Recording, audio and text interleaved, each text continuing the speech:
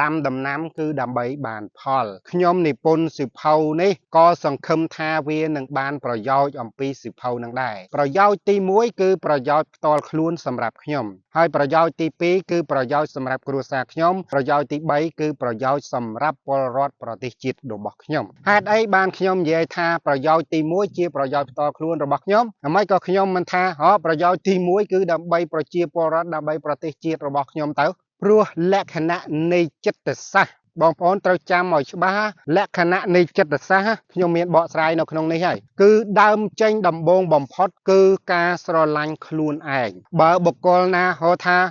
គេស្រឡាញ់ប្រទេសជាតិខ្លាំងជាងខ្លួនឯងក៏ហក់សុទ្ធសាធស្រឡាញ់អូនស្រឡាញ់ជាងបងទៅទៀតបងស្រឡាញ់អូនខ្លាំងណាស់ខ្លាំងណាស់ខ្លាំងណាស់បោកប្រាស់សុទ្ធគ្មានពីណាគេស្រឡាញ់អ្នកផ្សេងខ្លាំងជាងស្រឡាញ់ខ្លួនឯងទេព្រោះនៅក្នុងចិត្តសាស្ត្ររបស់មនុស្សគឺបានបញ្ជាក់យ៉ាងច្បាស់ណាស់នៅក្នុងសិភៅនេះគឺខ្ញុំមានបកស្រាយហើយស្រឡាញ់ទី1គឺស្រឡាញ់ខ្លួនឯងស្រឡាញ់ទី2គឺស្រឡាញ់គ្រួសារសាច់ញាតិស្រឡាញ់ទី3គឺស្រឡាញ់ក្រុមស្រឡាញ់បកស្រឡាញ់ពួកស្រឡាញ់កងរបស់ខ្លួនហើយស្រឡាញ់ទី4ស្រឡាញ់ទី5បានឈានចូលទៅដល់ការស្រឡាញ់ប្រទេសជាតិស្រឡាញ់ទឹកដី